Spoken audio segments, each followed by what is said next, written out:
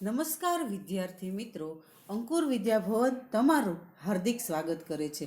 તો વિદ્યાર્થી મિત્રો, વિષય હિન્દીમાં કક્ષા 8માં આજે આપણે ઇકાઈ 8માં કહ એક કહાની એક કાવ્ય સ્વરૂપ છે. તો આ કાવ્યના કવિ છે મેથિલી શરણ ગુપ્ત. તો વિદ્યાર્થી મિત્રો, આપણે પહેલાં મેથિલી શરણ ગુપ્તનો થોડો પરિચય મેળવી લઈએ. પછી આપણે કાવ્યનો સરળ અર્થ સમજશું. પછી આપણે કાવ્ય આગળ વધારશું. તો मैथिली शरण गुप्त, राष्ट्रकवि मैथिली शरण गुप्त का जन्म 1886 में चीरगांव जिला झांसी उत्तर प्रदेश में हुआ था. बचपन से ही कविता में उनकी रुचि थी. आचार्य महावीर प्रसाद द्विवेदी की प्रेरणा से वे खड़ी बोली की और मुड़े और उनकी कविता में निखार आया. उन्होंने अपनी कविताओं में भारतीय जीवन को समग्रता से समझने एवं प्रस्तुत करने का प्रयास किया है. खड़ी बोली हिंदी के आरंभिक अन्यायिकों में से एक है. साकेत गुप्त जी द्वारा लिखित महाकाव्य है. इसके अतिरिक्त यशोधरा, पंचवटी, भारत भारती तथा जयद्रथ वध आदि इनकी मुख्य काव्य कृतियाँ हैं. इनकी मृत्यु सन 1964 में हुई थी. मारने वाले से बचाने वाला बड़ा होता है. तो यहाँ मारने वाले से और सिद्धार्थ और राहुल के बीच में और उनकी माँ के बीच में जो संवाद चलता है और सिद्धार्थ के बाद उनकी माँ बताती है उनकी पिता की, यही बात यहाँ बताई गई है. हमारे देश में कई धर्म प्रचलित है. उनमें से एक बौद्ध धर्म भी है. इस धर्म के प्रवर्तक गौतम बुद्ध जीव दया को बहुत महत्व देते थे. इस कविता में उन्होंने उन्हीं के जीवन की एक घटना संवाद शैली में प्रस्तुत की गई है. यह संवाद सिद्धार्थ की पत्नी यशोधरा और पुत्र राहुल के बीच होता है. सिद्धार्थ ही आगे चलकर बुद्ध कहलाया था. तो यहाँ जो सिद्धार्थ की कहानी यशोधरा जो राहुल की माता है वह कहानी सुनाती है कि सुन माँ कह एक कहानी. तो मारने वाले से बचाने वाला बड़ा होता है. यह युक्ति चरितार्थ हुई है. गौतम बुद्ध के जीवन से संवाद शैली की इस कविता में गौतम बुद्ध के बचपन की एक घटना का उल्लेख है जिसमें उनका पुत्र राहुल माँ यशोधरा से राजकुमार सिद्धार्थ की उसी कहानी को दोहराने की आग्रह करता है जिससे उपयुक्त अंकित परिभाषित हुई है. तो यहाँ कहानी जो मैथिली शरण गुप्त की है उसका परिचय मैंने दिया. अब उस कहानी को हम सरल अर्थ में पहले हम समझ लेते हैं, फिर हम कहानी को आगे बढ़ाएंगे. माँ कह एक कहानी.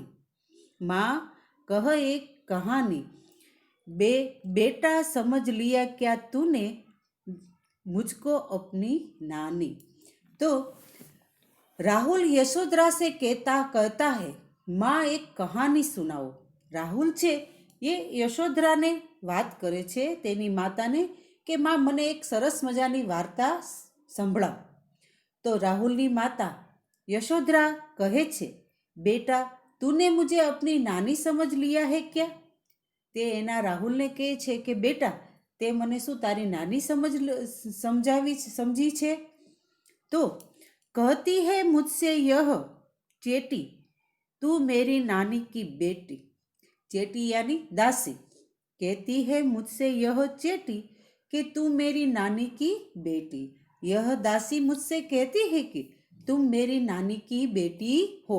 तुम मेरी नानी भले न हो उनकी तो बेटी तो हो.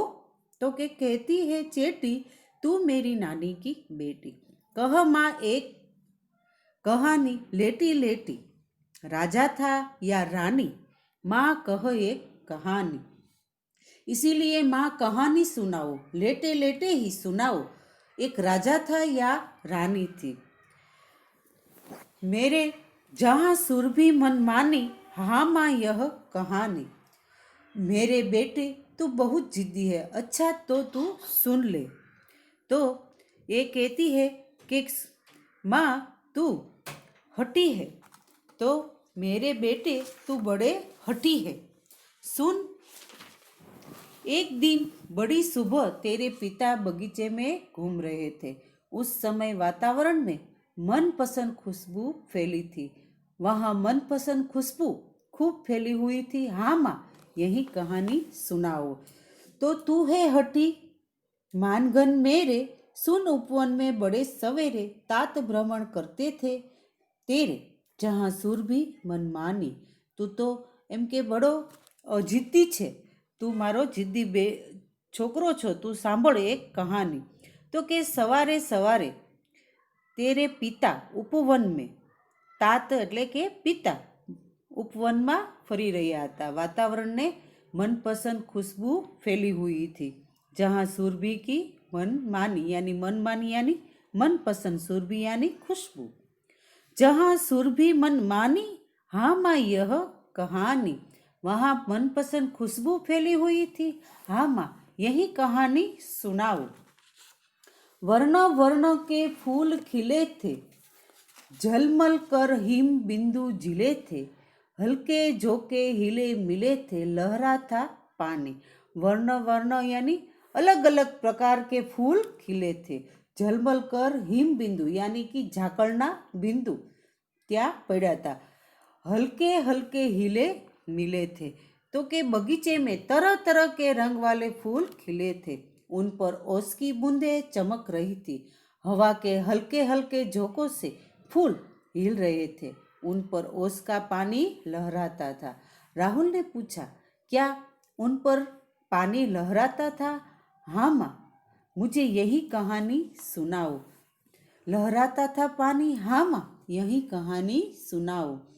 गाते थे खग कल कल स्वर में, सहसा एक हंस ऊपर से गिरा बिध होकर खर सर से, हुई पक्ष की हानि. तो यहाँ पक्षी मधुर स्वर में गा रहे थे. पक्षी है वो खग यानी पक्षी मधुर स्वर में गा रहे थे. अचानक एक हंस ऊपर से गिरा. अचानक हंस ऊपर से गिरा. वह पक्षी बिधद એટલે बाण, बाण बींध गया. बाण उसमें बींध गया. उसका एक पंख घायल हुआ. उसका एक पंख था वो घायल हो गया. दुखी होकर राहुल ने पूछा, पंख घायल हो गया था? दुखी होकर राहुल ने पूछा कि पंख घायल हो गया था?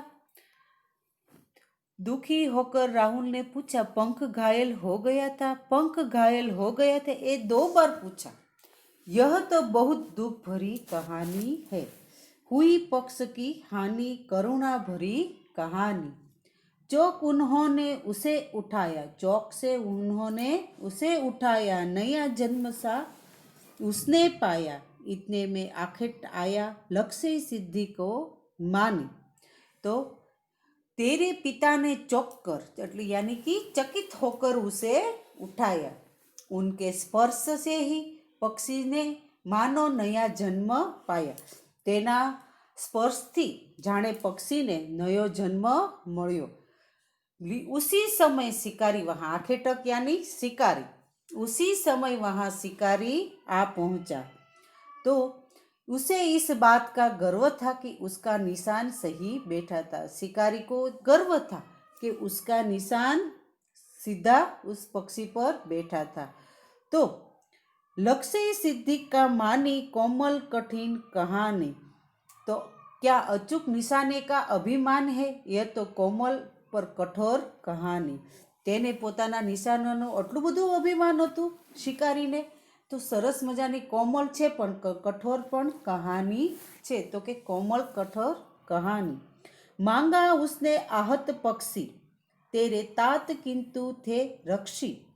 तब उसने जो था खग पक्षी, हट करने की ठानी. तो यहाँ शिकारी ने तेरे पिता से घायल पक्षी मांगा. शिकारी है तेरे तात से यानी कि पिता से घायल पक्षी मांगा, परंतु तेरे पिता पक्षी की रक्षा करने वाले थे. रक्ष यानी रक्षा करने वाले. તેરે પિતાથી પિતાજી થે ઓ રક્ષી થે એટલે કે પક્ષીની રક્ષા કરવાવાળા હતા. तब तेरे पिता रक्षा करने वाले थे, तब पक्षियों का मांस खाने वाले यह शिकारी पक्षी लेने पर अड़ गया. જ્યારે પક્ષીનું માંસ ખાવાવાળો આ શિકારી હતો એ પક્ષી લેવા માટે તે અડગ થઈ ગયો અને જિદ્દી થઈ ગયો. હટ કરને કી ઠાની અબ बढ़ चल कहानी. तो राहुल बोला कि वह अड़ गया, अब तो मामला बहुत बढ़ गया. हुआ विवाद सद्य निर्दय में, हुआ विवाद सद्य निर्दय में, उभय आग्रही थे स्व विषय में, गई बात तब न्यायालय में, सुनी सभी ने जानी. हुआ विवाद इस प्रकार सद्य दया करने वाले करके बचाने वाला और निर्दयता पूर्वक मारने वाला, इन दोनों में बहस होने लगी. दोनों अपनी अपनी बात पर डटे हुए थे, दोनों अपनी अपनी बात पर डटे हुए थे. तब बात न्यायालय में पहुंची. वहाँ यह बात सभी ने सुनी और मालूम की. यह बात है वो न्यायालय में पहुंची और वहाँ सबने सुनी. माँ मेरी क्या बानी, मैं सुन रहा कहानी. राहुल ने पूछा, क्या सभी ने बात सुनी और मालूम की? तब तो यह बात चारों ओर फैल गई. तो यहाँ तो कि मेरी कहानी, कोई निरपराध को मारे, तू कोई निरपराध को मारे तो क्या अन्य ने उसे उबारे, रक्षक पर भक्षक को वारे, न्याय दया का दानी, न्याय दया का दानी, तूने सुनी कहानी. तो कि અહીંયા निरपराध तो कि राहुल ने तू निर्णय, व्यापक हुई कहानी. राहुल तू निर्णय कर, इसका न्याय पक्ष लेता है किसका? कह दे निर्भय इस जहां को जिसका, सुन तेरी बानी. माँ क्या बानी, मैं सुन रहा कहानी. यशोधरा कहती है कि राहुल तू इस विवाद का निर्णय कर और बता कि न्याय किसका पक्ष लेता है.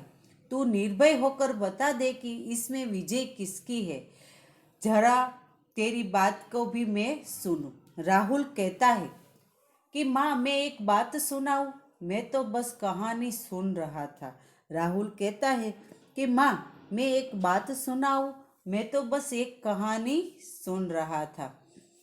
कोई निरपराध को मारे तो को अन्य न उसे उबारे, रक्षक पर भक्षक को वारे, न्याय दया का दानी, न्याय दया का दानी, तूने सुनी मेरी कहानी. હવે देख, कोई किसी निर्दोष को मार रहा हो, कोई निर्दोष को मार रहा हो तो दूसरा उसे क्यों न बचाए. न्याय तो वही है जो दया के पक्ष में हो रहा हो, जो मानने वाले के पक्ष में नहीं, बचाने वाले के पक्ष में हो. राहुल ने कहा, क्या दया न्याय का दान देती है? राहुल ने कहा, दया है वो दया न्याय का दान देती है. यशोधरा बोली, तूने सचमुच कहानी समझ ली. यशोधरा कहती है कि बेटा यह सचमुच कहानी तूने समझ ली. तो यह कहानी जो संवाद के स्वरूप में भी तो है और कविता भी है. तो यह कहानी बच्चों आपको पसंद भी आई होगी. वो जो सिद्धार्थ है, जो आगे चलकर गौतम बुद्ध के नाम से प्रसिद्ध हुए, वो आपने यह इतिहास भी सुना. अब हम आगे चढ़ते हैं शब्दार्थ पर.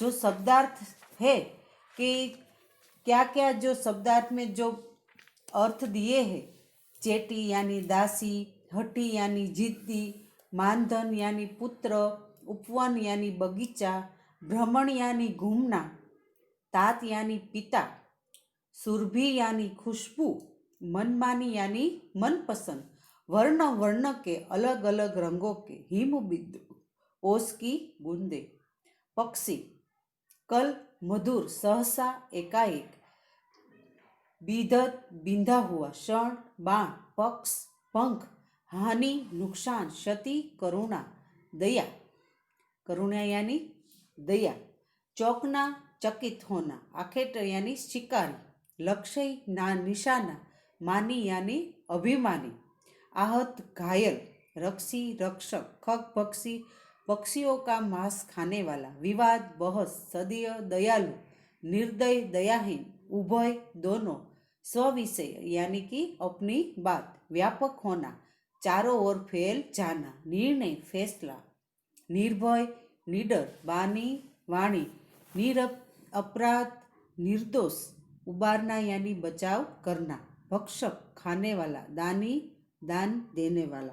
तो यहाँ हमारे शब्दार्थ भी पूर्ण होते हैं।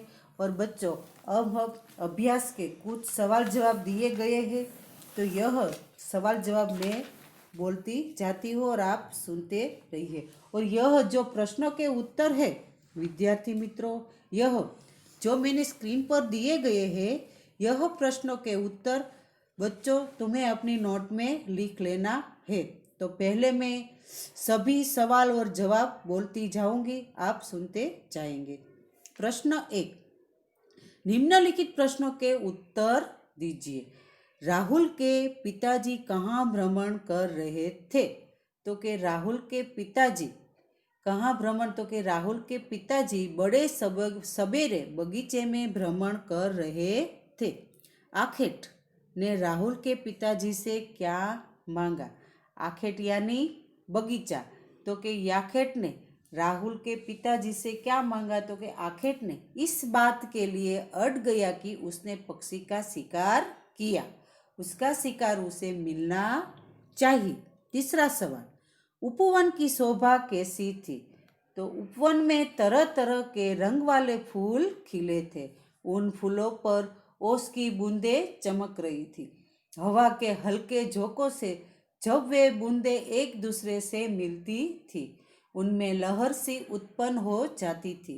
फूलों की सुगंध सारे उपवन में फैली हुई थी। पेड़ों पर बैठे पक्षी कलकल स्वर में गा रहे थे। इस प्रकार सुबह के समय उपवन की शोभा अत्यंत मनोहर थी। माँ से कहानी सुनकर पुत्र ने क्या निर्णय सुनाया? तो जवाब है बच्चों, पुत्र छोटा था पर बुद्धिमान था। माँ से कहानी सुनकर उसे पक्षी के प्रति सहानुभूति उत्पन्न हुई।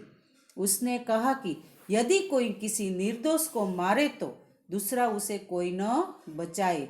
न्याय में दया की भावना होनी चाहिए। इसीलिए रक्षक, बचाने वाला हमेशा भक्षक यानी मारने वाले से बड़ा होता है। पांचवा, प्रस्तुत कथा काव्य का सार लिखिए। तो पांचवा है प्रस्तुत कथा यानी कि काव्य का सार लिखिए। तो यहाँ काव्य का सार मैंने आपको स्क्रीन पर दिया गया है। तो मैं पहला आपको यह प्रश्न के उत्तर में सार बोलती जाऊंगी। पहले मैंने यह सार सुनाया था। राजकुमार सिद्धार्थ तप करने के लिए घर बार छोड़कर वन में चले गए थे। जो राजकुमार सिद्धार्थ थे वो तप करने के लिए घर बार छोड़कर वन में चले गए थे। उनकी पत्नी का नाम यशोधरा था। राहुल उनका पुत्र था। एक दिन धन्य राहुल ने माँ से कहानी सुनाने का आग्रह किया। तब यशोधरा ने उसे सिद्धार्थ के बचपन की एक घटना सुनाई। एक सुबह सिद्धार्थ बगीचे में टहल रहे थे। अचानक बाण से घायल एक हंस उसके पास आकर गिरा। सिद्धार्थ ने उसे उठा लिया। जरूरी उपचार कर उन्होंने हंस को बचा लिया। थोड़ी ही देर में हंस को घायल करने वाली शिकारी वहां आ पहुंचा। उसने राजकुमार सिद्धार्थ ने अपना शिकार मांगा। सिद्धार्थ ने उसे हंस देने से माफ इनकार कर दिया। शिकारी बोला, यह हंस मेरे बाण से घायल हुआ है, इसीलिए यह मेरा है। सिद्धार्थ ने कहा, मैंने इसे बचाया है, इसीलिए इस हंस पर मेरा अधिकार है। दोनों से हंस को लेकर विवाद छिड़ गया। अंत में मामला न्यायालय तक पहुंचा। यशोधरा ने राहुल को इतनी कहानी सुनाकर राहुल से कहा, अब तू बता कि घायल हंस पर किसका अधिकार होना चाहिए? राहुल ने कहा, इस मामले में न्याय दया को पक्ष में होना चाहिए। जिसने घायल हंस को बचाया उसी को हंस मिलना चाहिए, क्योंकि बचाने वाला मारने वाले से बड़ा होता है। माँ ने बेटे की प्रशंसा करते हुए कहा, तूने कहानी सुनी ही नहीं, उस पर विचार भी किया, तुझ में ऐसे ही न्याय की उपेक्षा थी। तो यहाँ हमारा 5 प्रश्नों के उत्तर है वो बच्चों पूर्ण होता है। अब हम आगे बढ़ते हैं। तो प्रश्न 2 है, रेखांकित शब्दों के वचन बदलकर वाक्य को दोबारा लिखिए। तो प्रश्न 2 में जो रेखांकित शब्द है उसे दोबारा लिखना है। तो मैंने यह आपकी स्क्रीन पर लिख दिया है। जो जवाब में आता है, पहला, लड़की ने नई सलवार पहनी, तो यह आपके पाठ्य पुस्तक में ही होगा। यहाँ लड़की है तो वहाँ क्या हो जाता है बच्चों, लड़कियों, यानी बहुवचन। लड़कियों ने नई सलवारें पहनी है। दूसरा, अध्यापक ने छात्रों को कहानी सुनाई, तो अध्यापक है तो क्या हो जाता है, अध्यापकों। अध्यापकों એટલે कहीं ज़्यादा। अध्यापकों ने छात्रों से कहानियाँ, कहानी है वहाँ आ जाता है कहानियाँ, बहुवचन, सुनाई। अध्यापकों ने छात्रों को कहानियाँ सुनाई। प्रधानमंत्री ने मंत्रियों से, अपने मंत्री है वहाँ आ जाता है मंत्रियों से। देश है वहाँ देश की समस्याओं पर बातचीत की। समस्या है वहाँ समस्याओं, वहाँ बहुवचन आ जाता है। चौथा, इस पत्रिका में जो कविता छपी है बहुत मनोरंजक है। तो पत्रिका है, पत्रिकाओं में जो कविता छपी है वो बहुत मनोरंजक है। लू चलने के कारण लता सूख गई है। तो यहाँ लू चलने के कारण लताएं सूख गई है। तो स्वाध्याय, बच्चों यहाँ स्वाध्याय मैंने दिए हैं, काव्य पंक्तियों का भावार्थ अपने शब्दों में लिखिए। तो यहाँ स्वाध्याय है वह होमवर्क के स्वरूप में आपको अपनी नोटबुक में लिखना है। तो यहाँ जो मैंने भावार्थ यहाँ आपके पाठ्य पुस्तक में है ही, मैंने यह सरल अर्थ कविता का मैंने समझा दिया है। यह सरल अर्थ है वो आपको होमवर्क में पाठ्य पुस्तक में लिखाई है, उसे देखकर अपनी नोट में लिखना है। प्रश्न 2, चित्र के आधार पर अपूर्ण काव्य को पूर्ण कीजिए। तो यहाँ अपूर्ण काव्य दिया गया है कि अपूर्ण काव्य को पूर्ण कीजिए। तो यहाँ काव्य है, माँ मुझको भी पौधा दे दे, मैं भी वृक्ष लगाऊंगा, रोज उसे दूंगा मैं पानी, बता गई है जैसे नानी।